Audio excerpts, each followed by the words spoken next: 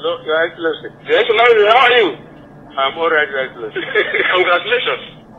Thank you very much, Your Excellency. From a dusty town of Daura, Muhammadu Buhari rose to power as a military head of state and later as civilian president. To some, Buhari was a savior, but to others, he was a tyrant. Buhari died in London in July 2025, yet many people still insist he actually died in 2017 and was replaced by Jubrin from Sudan. So, who was Muhammadu Buhari and why does his name still evoke divided loyalty in Nigeria?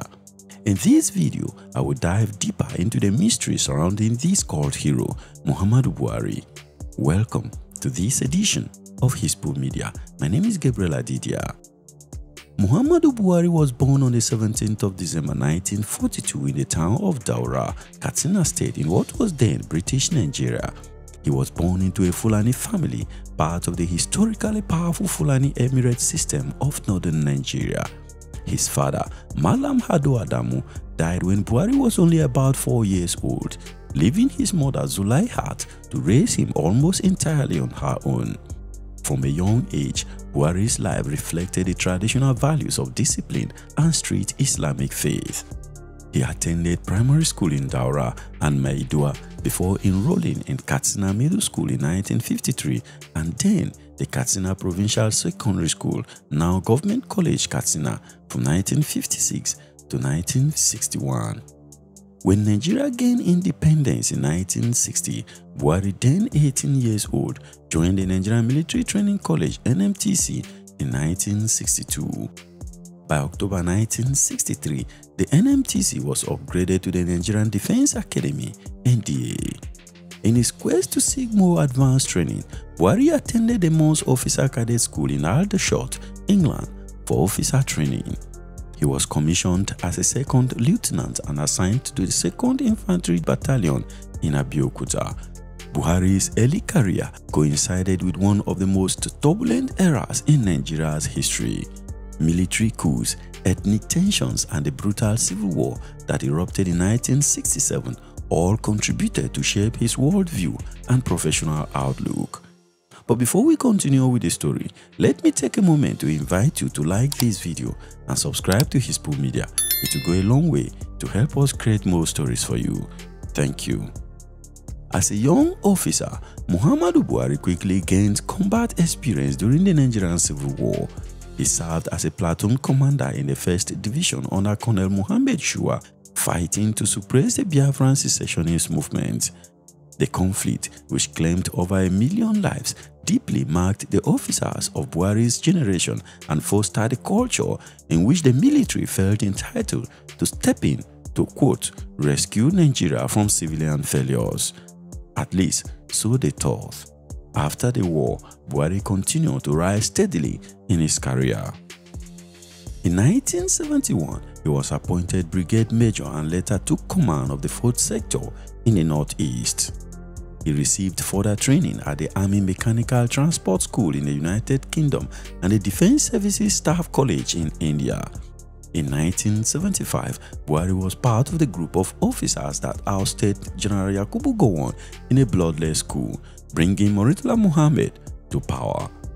Buhari was rewarded with the governorship of the northeastern state that later split into Borno, Bauchi, and Gongola states. He governed from Maiduguri and gained a reputation for discipline and administrative order. Following Murtala Muhammad's assassination in 1976, Muhammadu Buhari continued to serve under General Olusegun Obasanjo.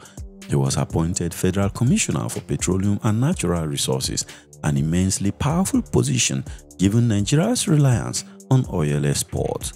During this period, he also became the first chairman of the Nigerian National Petroleum Corporation (NNPC) when it was created in April 1977 to oversee the sector more directly. The oil boom of the late 1970s brought in vast revenue but also opened the door to widespread corruption. Buhari's time in the oil ministry remains controversial as supporters say he worked to keep operations clean, but critics allege mismanagement persisted under his watch. By the early 1980s, Nigeria's Second Republic under President Shehu Shagari was engulfed in crisis.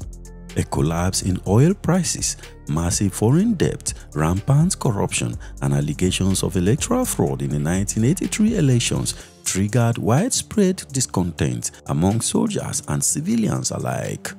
On the 31st of December 1983, Buhari and other senior officers staged a coup, ousting Shagari's government from power.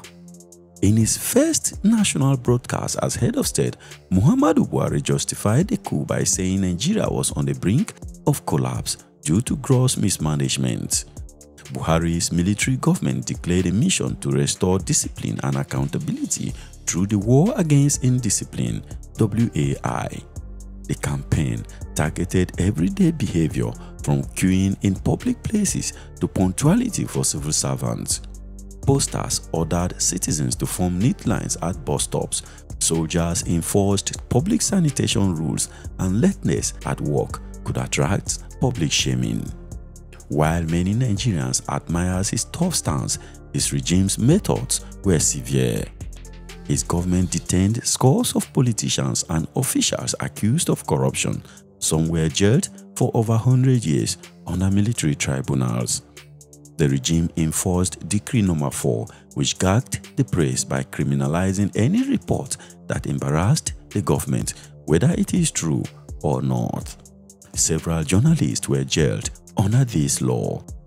In his effort to settle scores with Umaru Diko, Muhammadu Buhari employed the Israeli legendary intelligence agency, the Mossad, to kidnap Muhammadu Diko in London and bring him back to face charges in Nigeria.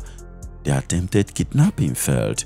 You can see full details in the video released last week on our channel. Buhari also took drastic economic measures. His government adopted a policy of economic self-reliance, slashing imports, banning luxury goods, and repair debt. The unpopular Essential Commodities Program rationed basic goods, but shortages and long queues became common. His economic rigidity, inflexible approach to governance, and human rights record stirred resentment and popular discontent. In August 1985, his Chief of Army Staff, General Ibrahim Badamasi Babangida, led another coup that removed Buhari from power, accusing him of high-handedness and failure to revive the economy. After the coup, Buhari was detained in Benin City for nearly 3 years and was kept in solitary confinement for months at a time. He was released from prison in 1988. After that period, Muhammadu Buhari largely withdrew from public life and focused more on his farm in Daura. He re-emerged during General Sani Abacha's dictatorship in the 1990s when Abacha appointed him to chair the Petroleum Trust Fund (PTF). The PTF used surplus oil revenues to fund public projects ranging from roads and water schemes to education materials. Some audits praised the PTF for relative efficiency under Buhari's leadership, but critics later pointed to irregularities in contracts and lack of transparency. Buhari was accused of concentrating about 70% of PTF projects in the north, and the sum of 2 billion naira was said to be missing and has not been recovered to this day.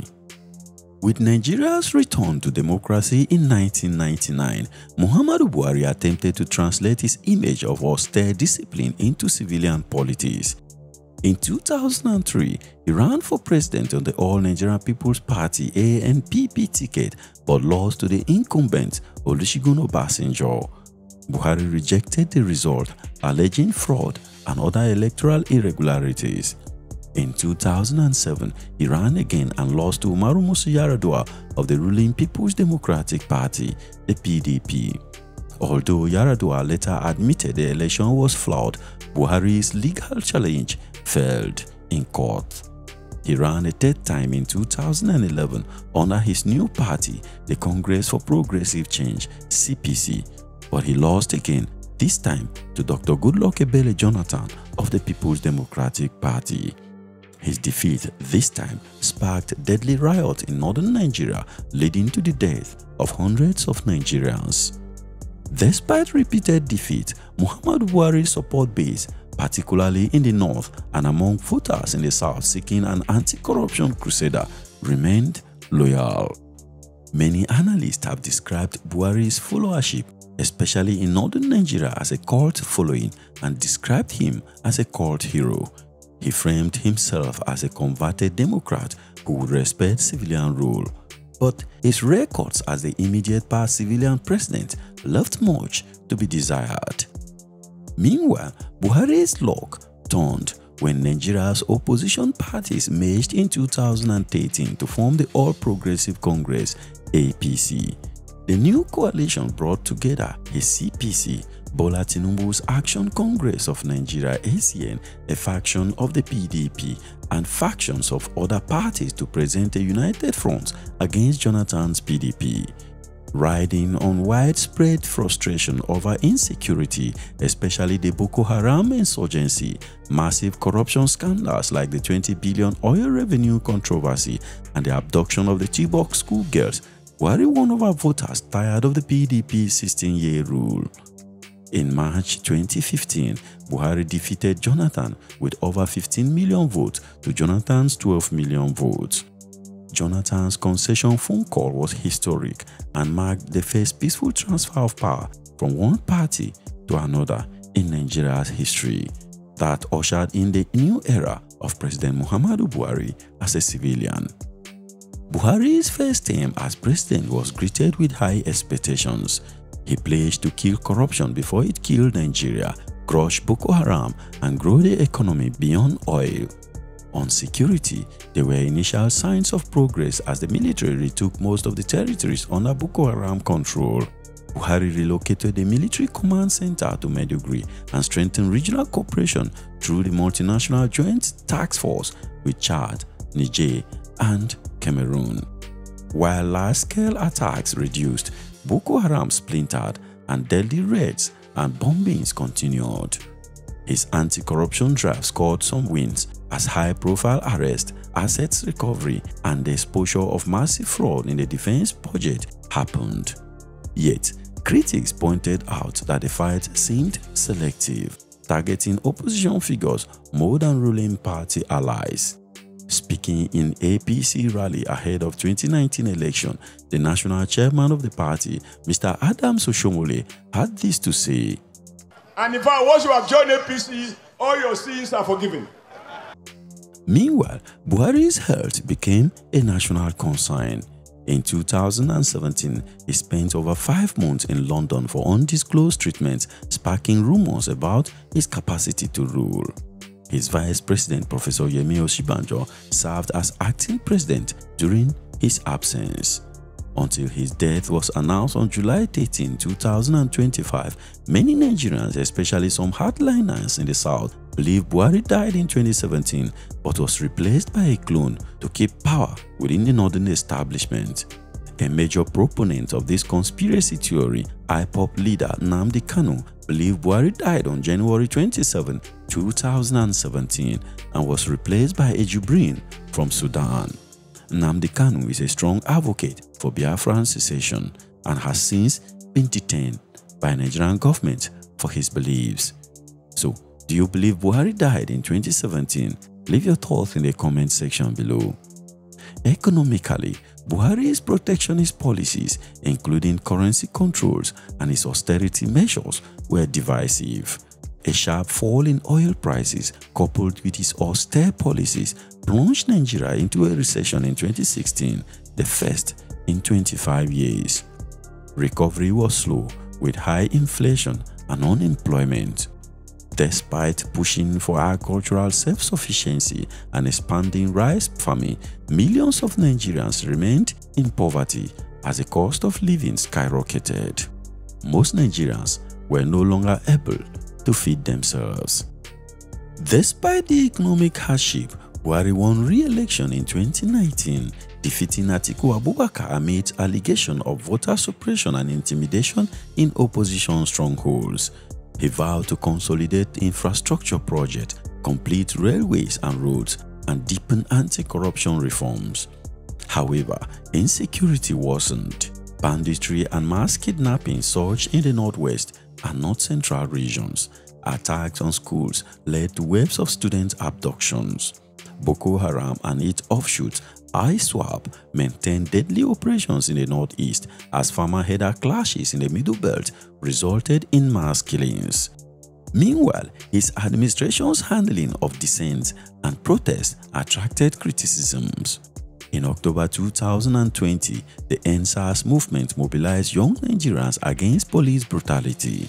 Security forces cracked down on demonstrations, culminating in the controversial Lekki toll-gate shootings where soldiers opened fire on protesters.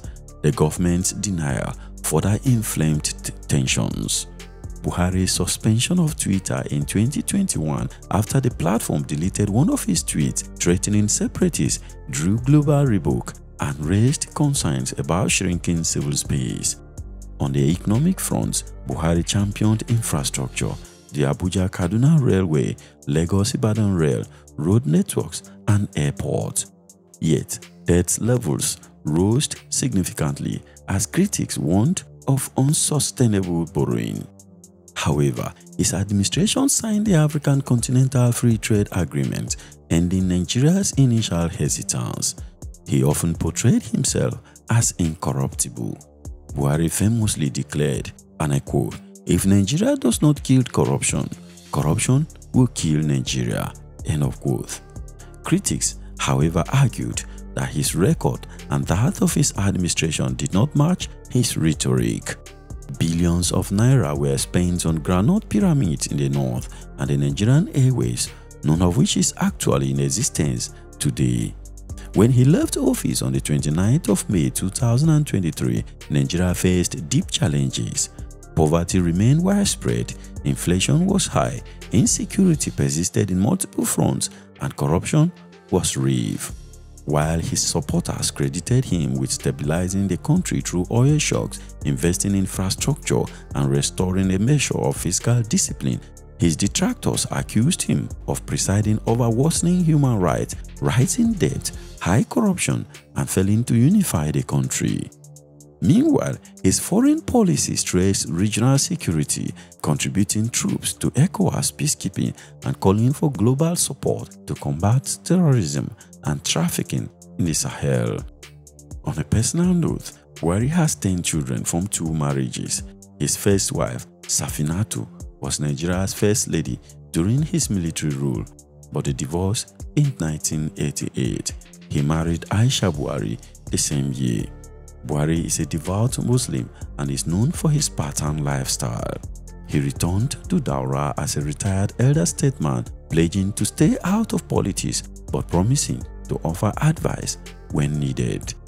Muhammadu Buhari died in a clinic in London at approximately 4:30 p.m. on the 13th of July 2025. His death was announced by his former head, Garba Shehu. He was 82 years old. Buhari was buried at his home in Daura on the 15th of July 2025 in accordance with Islamic tradition. So, what do you think about this man, Muhammadu Buhari? Let me know your thoughts in the comment section. For more interesting stories like this, please click here. And a moment before you go, please hit the like button on this video and subscribe to Hispo Media if you have not done so already. It will go a long way to help us create more stories. And I will see you in the next video. Thank you very much for watching. Peace.